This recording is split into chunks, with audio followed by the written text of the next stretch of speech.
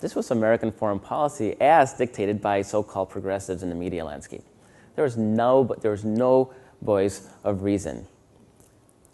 Luckily for us, at that moment, technology had finally started to catch up on this front, on the media front, and people like me could publish online for $0, or I bought my own domain name, so I spent $8.95. That was my investment. And I bought myself a printing press, and I could suddenly buy ink by the barrel for the cost of $8.95. And a lot of people did what I did. And what we found, and what I found obviously at Daily Kos, is that there was a huge market need for strong, unapologetic, progressive voices. And what we also found really quickly is that there was a wealth of incredible energy and talent outside of Washington, D.C., outside of New York City, outside of Los Angeles, that were able to argue, were able to build new activism campaigns, be innovative. And these weren't people who were in the traditional progressive movement. These weren't people who had access to the usual avenues to get funded, to be heard. I mean, I didn't have any connections. I was a project manager at a web development shop in San Francisco. My parents certainly didn't have any connections, and nobody would know who they were. I didn't have money to buy my way in. But thanks to technology, all I needed was at $8.95 and a little bit of time. And then that became a lot of time. And that became all my time. And then my wife started having problems with it.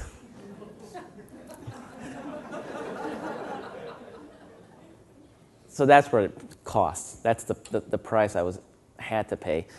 But as we've grown as a movement, and we have since those days in 2002 when I started Daily Kos, that's never changed. That sort of realization that there are a lot of people, there are a lot of voices, and there are a lot of talents outside of not just the media and political mainstreams, but also the activism ones. People who maybe you've never heard of or you've never talked to, you don't know exist, that are doing incredible, incredible work. And as a medium, we've been successful because we have tapped into this energy from people who want to say in their politics. We're seeing this not just in politics even, of course, in music, MySpace-type bands, the MySpace bands. You're seeing it in video, cinema with YouTube and technologies like that. We're seeing a true democratization of our culture. And that's also the case in activism.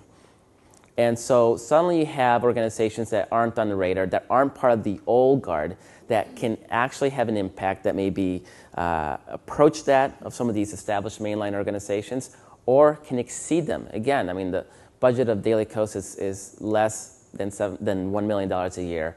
And given the impact that it has had, I'm not asking for money, so you don't need to give me money.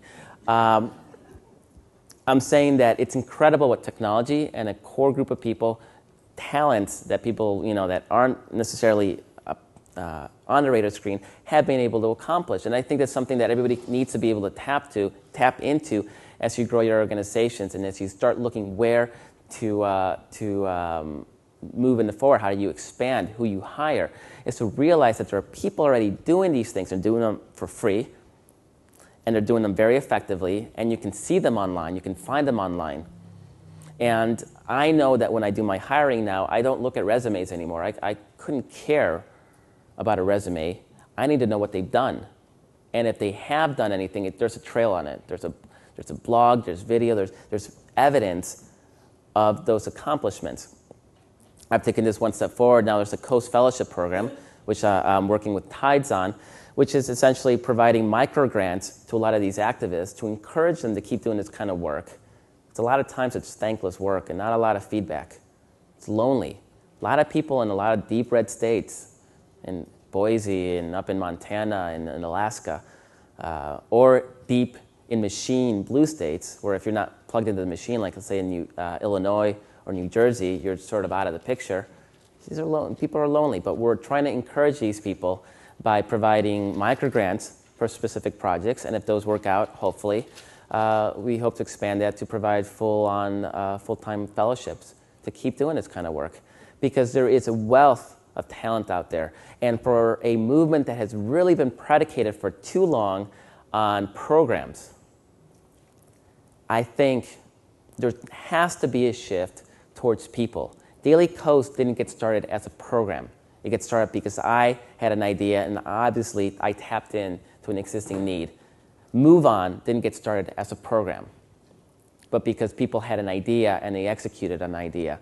And had Wes Boyd and Joan Blades, or had I gone to funders 5 years ago, and had we said, or let's say 10 years ago, hey, we got this great idea, and we have perfect 2020 vision, which we don't, but had we said, in 2008, this is what we're going to be as organizations, this is the kind of impact we're going to have on the politics and in the future of our nation and in the national debate, can you give us some money to get things started?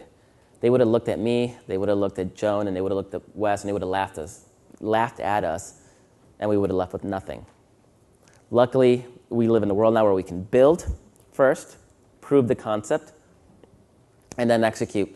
And I think that's because people will arise from places you do not expect without the proper credentials, and instead of thinking, what program am I going to fund, really start thinking about what people I'm going to look at and what people I'm going to fund, because that's what's going to build this movement, not programs, but people. Thank you very much.